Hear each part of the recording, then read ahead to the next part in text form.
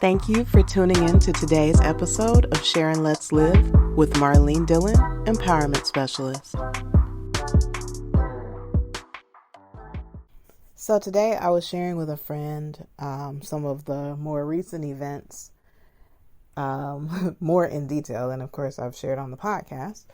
And in sharing with her what I had been dealing with, I found myself feeling kind of sad. And I guess that is just like a natural part of any breakup that there's like a sense of loss, but it's sometimes a breakup is a good thing. And this definitely was that situation. But what I realized is that sometimes when you part ways with a person that you're not upset about parting ways, that a lot of times it's the memories that you created of things that haven't actually happened yet. And that sounds kind of weird, but it's like, you start to have visions and dreams of what you're going to do together. And you see that so many times and you've pictured it and you can like experience the bliss of it. Like if you were, in a relationship and you all were planning on going to Vegas and, and you all had talked about all you're going to do in Vegas and all the places you're going to go and how you're going to have your outfits and all that kind of stuff. And then you all break up and you haven't been to Vegas yet. Like you still have the memory of the future you created with that person. And I think that a lot of times when there's a breakup, that the pain, a lot of it is, from, maybe missing the person or missing the good aspects of the relationship. But I think that a lot of the deeper pain, like the part that makes it hard to move on, is all the memories that you created about the future, all of the things that aren't going to happen, all of the, along with the moments of, man, this is the person I would contact because this is happening. Like I have someone who, like, we would always, anytime we saw somebody with a weird license plate, we would text the other person and we would laugh about the license plate, or we would do the whole, like, wait till they can figure it out and then they can see how bad it was. Like, it's usually like some type of pun. Yeah. So now when I see a license plate, I don't have that person in my life anymore. So I can't send that message. And there's that part of me that's like, oh, like, it kind of like gets me in the gut, and then I move on.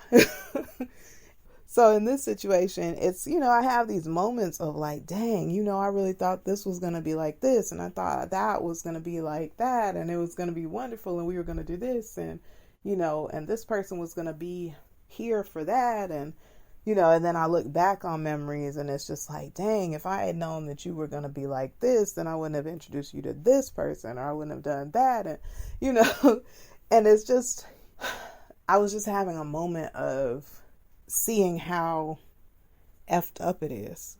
And then having the moment of like recognizing when you don't really matter to a person the way that they matter to you, and the hurt of that, and just allowing it to be, So I was feeling that earlier because I was sharing with someone who I can be honest with. So as I shared honestly about the situation, I started to feel kind of sad. And then I started to think, I'm Marlene Dillon Empowerment Specialist. So I specialize in finding empowering meanings in everything. And I was just like, wait a minute. How can I spin this and find my power in this situation? When the idea came to me, I was like, I know exactly what I'm going to do. And I won't say what I did, but I will say that I had the opportunity to take my power back and to give myself a challenge to move forward in a very positive way. And one of the things about me is that I don't like other people to cause me to behave outside of my character.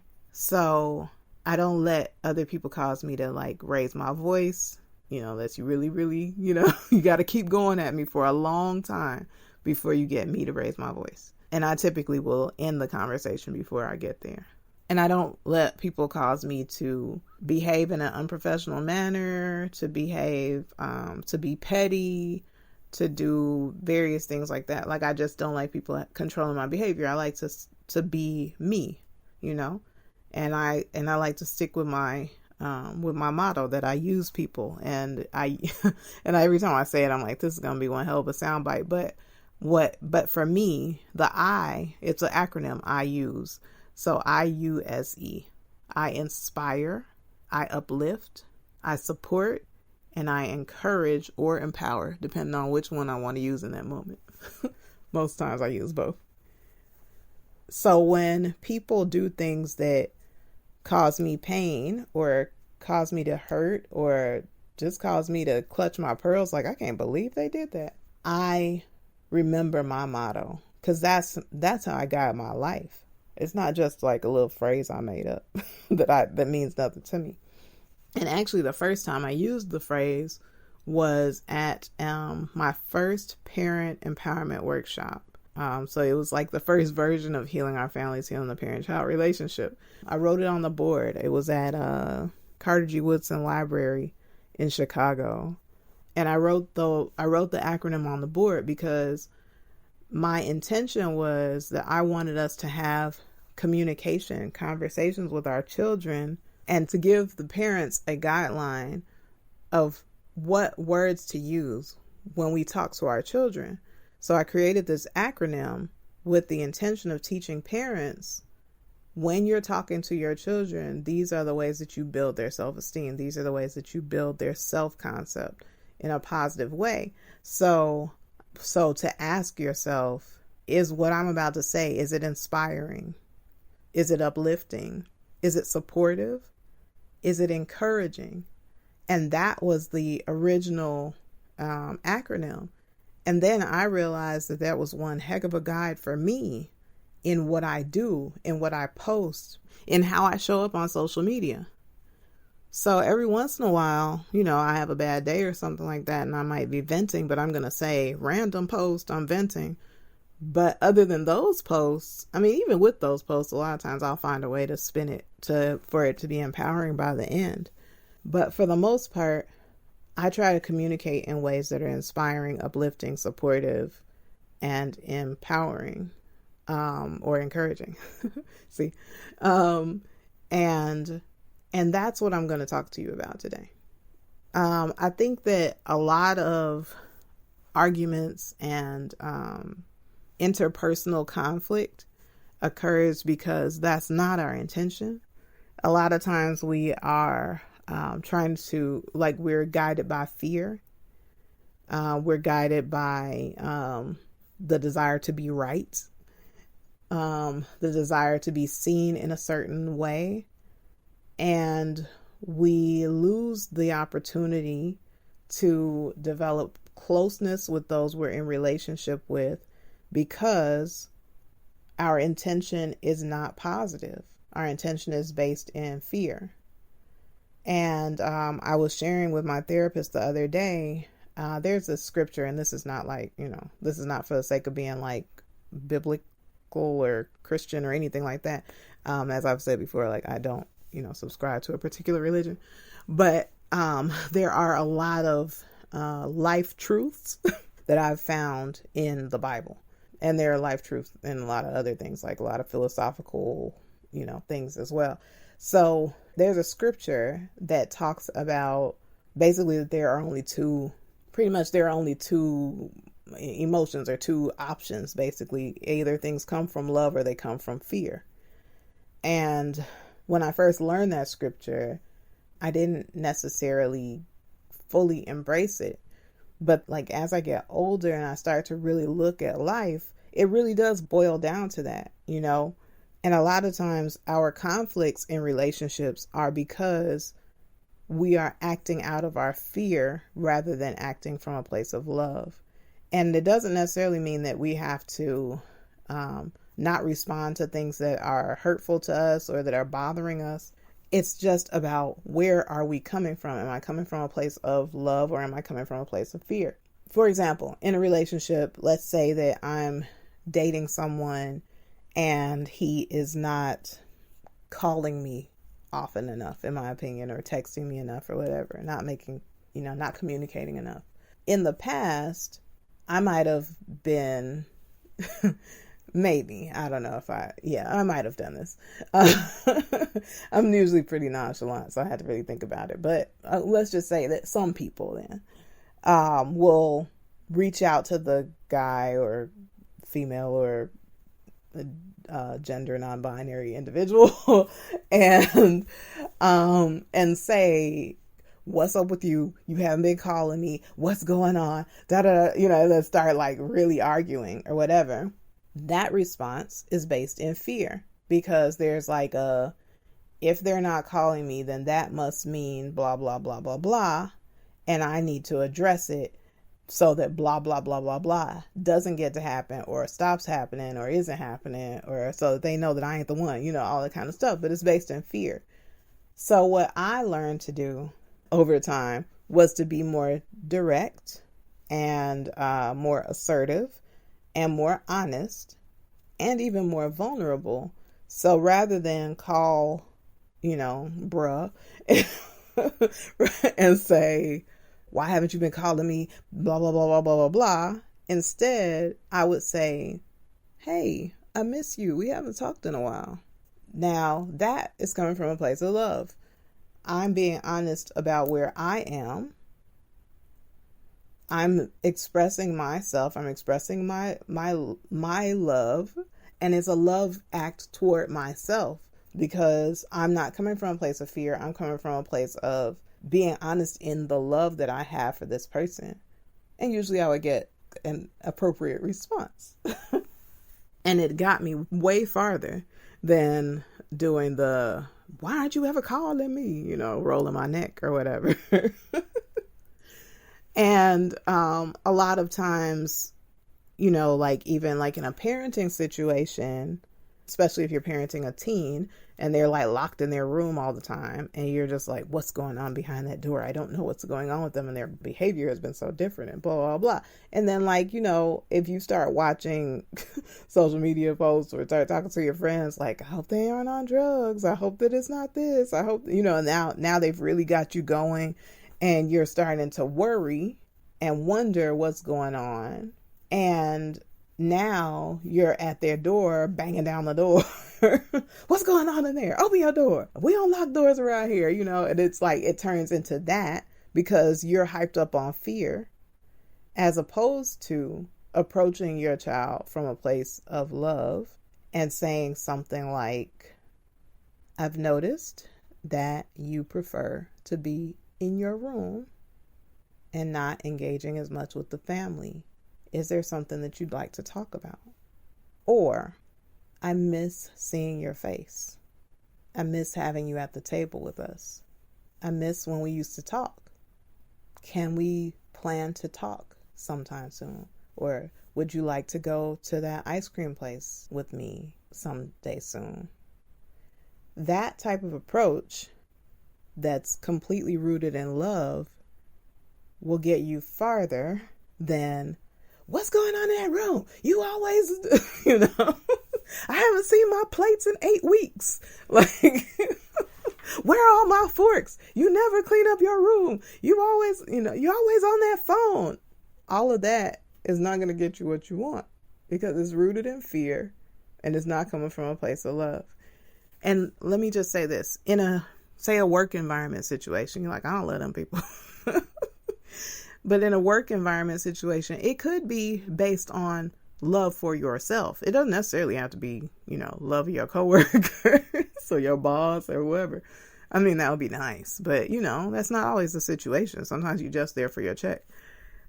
But you can really focus on doing things from a place of love for yourself, because maybe you're letting them run you into the ground and you're not speaking up about it because of fear. And maybe it is something that you need to sit with and think like, what would be the most loving thing I can do for myself in this situation? And even in that, you could take it a step further and think, and I never know the difference between further and farther. So if I'm using those incorrectly, I'm going to need you to just, take a deep breath and it's going to be all right. So, so instead of just like thinking like, oh, what will be the most loving thing can I do for myself? What you can add to that, like say the most loving thing for you to do is to say something. Then you can look at it from the other person's perspective and put yourself in their shoes and apply empathy and think, if you were the person who needed to receive this message, like say you are your supervisor, what would be the most loving way that a person could approach you? Because the thing is that when you approach someone in the most loving way, you increase your odds of getting what you want. It's not necessarily like you trying to like that you're going to like bring them flowers and all that kind of shit, but it's more of, like, would you want somebody to show up at your desk slamming their hands on the table like, you gonna give me my shit, you ain't paid me, like you ain't paid me for my overtime and I'm tired of it, that could be the approach that's needed. Or you could figure out like what would make you do what would get you to do the thing that you need to get done. Or, if they keep asking you to come in on your day off or whatever, maybe it is that you appeal to them from a place of love, like what matters to them. Like, that they are big on family or whatever. And you're just like, I know that you're really big on family. So am I. And I haven't been able to make it to my child's blah, blah, blah, because you keep calling me in on my off days, And sometimes getting a person, now some people are just cold hearted and and they just have a stony heart and nothing appeals to them. But sometimes taking the time to think of what do they love and how can you parallel that with what, for you to be able to get them to understand where you're coming from. Sometimes that can get you farther than coming in and just like, rolling your neck and threatening to flip the desk. So anyway, so your Let's Try July challenge for day 9.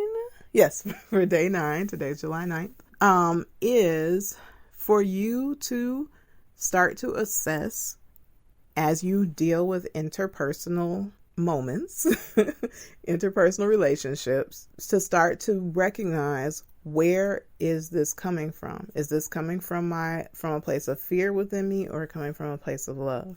And taking the time to see how can you approach this from a more love-centered place and see if it works for you. I mean, the truth of the matter is that we can only be responsible for ourselves. Another person may react however they react. You can come to a person lovingly and have them still blow their top. I have experienced that. I actually was very concerned, like, are they going to fight me? But I came from a place of love. And sometimes when people don't have pure intentions, they feel attacked and they will respond accordingly. So don't think that, so don't blame me if you approach somebody in love and then they like snap off on you. Like, I don't have nothing to do with that. This is purely entertainment / educational. Do with it what you will, but don't blame me. I accept no liability for what happens. But and I will say that my interactions with people, my relationships with people have evolved so much more beautifully once I started to be more honest about my feelings and come from a place of love rather than a place of fear. And the thing is that even relationships that have ended, there is a sense of peace within me because I don't have anything left over because I didn't say this or I didn't say that. I said it. If I care about people, I tell them. If something's bothering me with a person, I tell them. I the second that it becomes an issue for me, I tell them. I talk to them about it because I don't. And if I keep talking to a person about something and things aren't changing, then I leave. The ghost queen. Um, because I feel like at some point there's nothing more to talk about. We've discussed this before enough times. Our lives can be so much richer, and we can have deeper connections with the people who matter to us, and we can let go of those that aren't working a lot sooner when we're being more honest and coming from a place of love. So my challenge for you is to really start to pay attention and ask yourself before you interact with other people, where is this coming from? Is what I'm about to say rooted in love or fear? This is Marlene Dillon Empowerment Specialist. Have an amazing whatever time of day it is for you. Blessings. To learn more about me, Marlene Dillon Empowerment Specialist, please visit mdillondesigns.com. There you can find more podcast episodes, you can read my inspirational blog, you can check out my online store of personalized gifts featuring the characters from my empowering children's book, I'm Proud to Be Natural Me. You can find parenting resources, including my online communication course, Healing Our Families, Healing the Parent-Child Relationship. Please follow and share if you found this podcast inspiring.